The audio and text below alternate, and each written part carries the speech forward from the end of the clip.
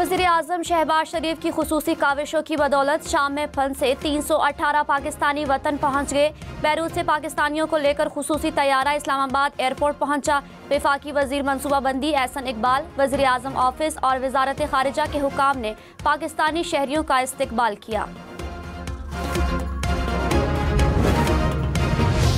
कोई भी पाकिस्तानी अगर दुनिया में मुश्किल में गिरफ्तार होगा तो वो तन्हा नहीं है, उसके पीछे उसका वतन और उसकी हुकूमत खड़ी है।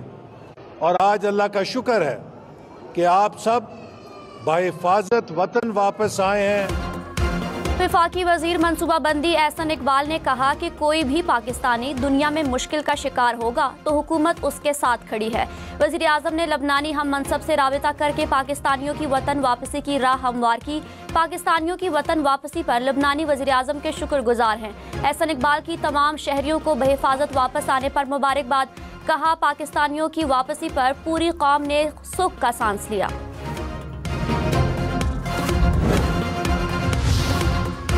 वज़ीर आज़म शहबाज शरीफ का पाकिस्तानी शहरियों की शाम से बहिफाजत वापसी यकीनी बनाने पर मुतालिका हुकाम को खिराज तहसीन। वज़ीर आज़म का इनखला में मदद पर लबनानी हम मनसब से भी इज़हार तशक्कुर। कहा, पाकिस्तानी शहरियों की शाम से बहिफाजत वतन वापसी हुकूमत की अवलीन तरजीह है। वज़ीर आज़म ने पाकिस्तानियों की वापसी के तमाम इक़दामात की खुद निगरानी की। बानी पीटीआई और बुशरा बीबी पर तोशाखाना 2 केस में फर्द जुर्म आयद, दोनों का अदालत में सहते जुर्म से इनकार। बानी पीटीआई को अडियाला जेल में कमरा अदालत में पेश किया गया। बुशरा बीबी की जमानत मंसूख कराने की FIA की दरखास्त खारिज। इस्लामाबाद हाई कोर्ट में समाअत। अदालत ने कहा, बुशरा बीबी ट्रायल कोर्ट में पेश नहीं होती तो जज जमानत वापस ले सकता है। यह हाई कोर्ट की तौहीन अदालत नहीं है, ट्रायल कोर्ट जज के पास इख्तियार है।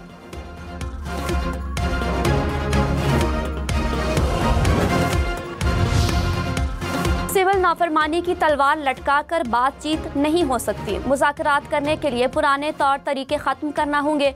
हुकूमत ने तहरीक इंसाफ को शराइत पेश कर दी। सेनेटर इरफान सिद्दीकी ने कहा, बातचीत के लिए कभी दरवाजे बंद नहीं किए।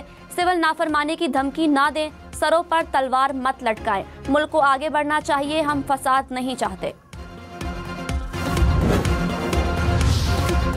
तहरीक इंसाफ का कमीशन बनाने का मुतालिबा। सेनेटर सैयद अली जफर ने कहा, डी चौक में हमारा एहतजाज पुरअमन था। जो कुछ हुआ वजूहात जानने के लिए आज़ाद कमीशन तश्कील दिया जाए।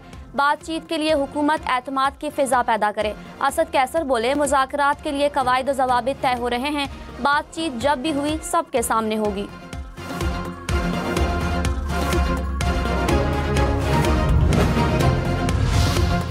स्पीकर अयाज सादिक ने कहा, असद कैसर और सलमान अकरम राजा से मुलाकात हुई। असद कैसर ने बताया, बानी पीटीआई ने मुज़ाकरात के लिए 5 रुकनी कमेटी बना दी। सालिसी का किरदार अदा करने के लिए तैयार हूँ। हमारी भी ख्वाहिश है कि मामलात मुज़ाकरात से हल हों।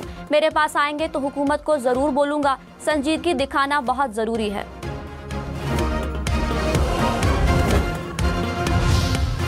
सेनेटर फैसल वावड़ा ने कहा, मुलाकातें होना और बातचीत का सिलसिला जरूरी है। पीटीआई में कुछ अच्छे चेहरे भी हैं। मौलाना फजलुर रहमान की सियासत को नजरअंदाज नहीं किया जा सकता। मदारस बिल पर रास्ता निकालना पड़ेगा। प्रोग्राम फैसला आपका में मजीद कहा, हुकूमत को सिर्फ अपने आप से खतरा है, इत्तेहादियों को साथ लेकर चलना पड़ेगा। मौलाना फजलुर रहमान की मदारिस बिल पर सदर आसिफ जरदारी से शिकायत। कहा, बिल पर 1.5 माह बाद एतराज़ किया गया। 10 दिन दस्तखत ना हो तो खुद ब खुद कानून बन जाता है। एक्ट बन चुका है, फौरी नोटिफिकेशन किया जाए। मुस्लिम लीग नून और पीपल्स पार्टी ने मिलकर कानून बनाया। बिल बनाने वाले ही मुतनाज़े बनाकर उलमा को उकसा रहे हैं। उलमा से शिकायत नहीं, हमारा जिम्मेदार ऐवान सदर है। हुकूमत मुल्क को बहरान में धकेलना चाहती है। अदालत जाना पड़ा तो जाएंगे। इस्लामाबाद समेत मुल्क भर में मुजाहरे करेंगे। समेत बल्तिस्तान डिवीज़न में मौसम सरमा की पहली जो बर्फबारी का सिलसिला वाक़े से जारी है। जी बिल्कुल, अस्तोर में गुज़िश्ता रात से बर्फबारी का जो सिलसिला है उसमें मज़ीद तेज़ी आई। मुल्क में सर्दी की शदीद लहर, शिमाली और बालाई इलाके बर्फबारी की लपेट में आ गए। शिगर, अस्तोर समेत गिलगित बल्तिस्तान के बेशतर इलाकों में बर्फबारी। पहाड़ों ने बर्फ की सफ़ेद चादर ओढ़ ली। गलियां, मकानात और दरख्त भी बर्फ से ढक गए। आज़ाद कश्मीर में वादी नीलम, कहूटा, वादी लीपा में भी हर तरफ सफ़ेदी। स्कर्दू, गिलगित, आज़ाद कश्मीर के मुख्तलिफ इलाकों में पारा नुक्ता इंजमात से नीचे। शदीद सर्दी की दूसरी लहर 22 दिसंबर से मुतवक्के। सुप्रीम कोर्ट ने 9 और 10 मई की FIR तलब कर ली। आईनी बेंच में मिलिट्री कोर्ट से मुतालिक केस की समाअत। जस्टिस जमाल खान मंदुखेल ने कहा, जो शख्स आर्म्ड फोर्सेस में नहीं वो उसके डिसिप्लिन के नीचे कैसे आ सकता है। एक शख्स महकमा ज़राअत में है, उस पर महकमा ज़राअत के डिसिप्लिन का इतलाक होगा। मिलिट्री कोर्ट्स का पूरा केस आर्टिकल 8 के गिर्द घूमता है। क्या गैर मुतालिका शख्स को डिसिप्लिन के नीचे लाना आर्टिकल 8 की खिलाफ वर्जी नहीं होगी?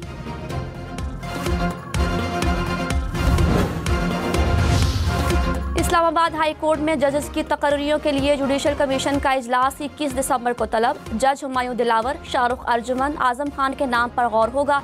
सलमान मजहर शेर, काशिफ अली मलिक, बैरिस्टर कमर सब्जवारी का नाम भी शामिल।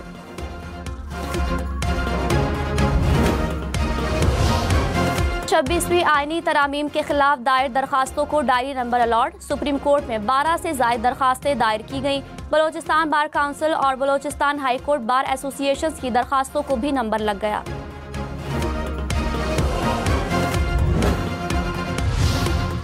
वज़ीर आला मरियम नवाज ने कहा, चीन की तेजी से तरक्की दुनिया के लिए मिसाल है।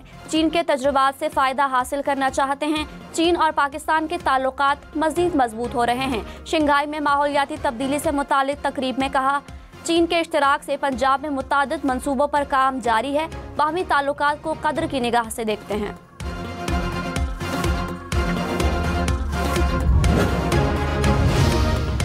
अपोजिशन लीडर उमर अयूब खान ने कहा, अभी मुज़ाकरात शुरू नहीं हुए, सबसे बातचीत के लिए तैयार हैं। सियासी मुज़ाकरात आगे बढ़ने तक मुल्क तरक्की नहीं कर सकता। तहरीक इंसाफ को जोर ज़बरदस्ती कुचला नहीं जा सकता।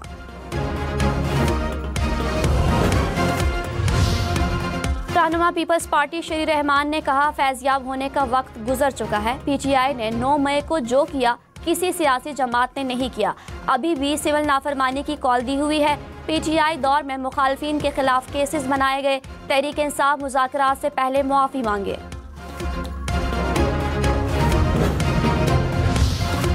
रहनुमा नून लीग तलाल चौधरी ने कहा, फैज़ हमीद को बचाने के लिए मुज़ाकरात का ढोंग रचाया जा रहा है। बात सजाओं तक पहुंची तो PTI घबरा गई। कहते थे चोरों से हाथ नहीं मिलाएंगे। क्या अब हम चोर नहीं रहे? मानी PTI और फैज़ हमीद को बचाने के लिए मुज़ाकरात नहीं होंगे।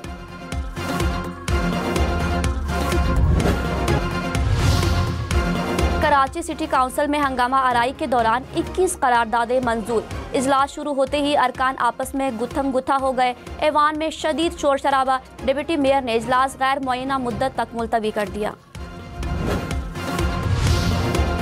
सिंध में कच्चे के इलाके में एक साल में 76 डाकू ऑपरेशन में हलाक, 115 जख्मी हुए।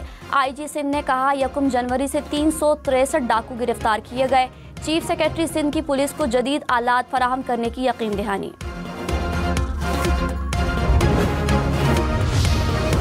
जराइम पेशा अनासिर की पुश्तपनाही और गैर कानूनी सरगर्मियों में मुलव्विस होने का इल्ज़ाम। कराची के 4 थानेदार और चौकी इंचार्ज मुअत्तल। ओहदों से हटाकर हेडक्वार्टर ब्लैक कंपनी भेज दिया गया। मॉस्को, मंगूपीर, क्लिफ्टन और वोट बेसन थानों के SHO शामिल। बिलावल भुट्टो से वज़ीर आला मुराद अली शाह समेत पार्टी रहनुमाओं की मुलाकात। सिंध में जारी तरक्याती मंसूबों पर ब्रीफिंग दी गई। शर्जील मेमन, नासिर हुसैन शाह और मुर्तज़ा वहाब की भी शिरकत।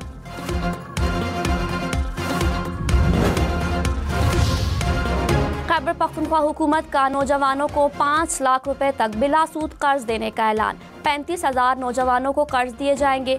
11 अरब रुपए की लागत से 60,000 अफराद को टेक्निकल और वोकेशनल ट्रेनिंग दी जाएगी। 25,000 नौजवानों को इंटर्नशिप भी प्रोग्राम का हिस्सा। वज़ीर आला अली अमीन गंडापुर ने कहा, आमदन बढ़ाकर अपने नौजवानों पर सरमायाकारी करेंगे। सिंध में जेल इस्लाहात के लिए चीफ जस्टिस याह्या अफरीदी की ज़ेर सदारत इजलास। जेलों की सूरत हाल का जायजा लेने के लिए ज़ेली कमेटी तश्कील देने का फैसला। जस्टिस रिटायर इरशाद अली शाह कमेटी की सरबराही करेंगे।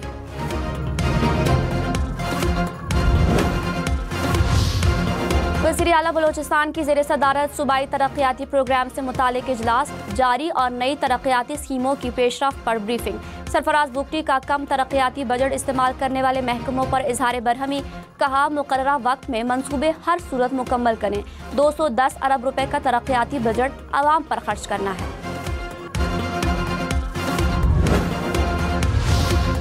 सीनियर वजीर सिंध शर्जील मेमन ने कहा, थर के कोयले से 200 साल तक सस्ती बिजली पैदा कर सकते हैं। सिंध हुकूमत पब्लिक प्राइवेट पार्टनरशिप मोड पर काम कर रही है।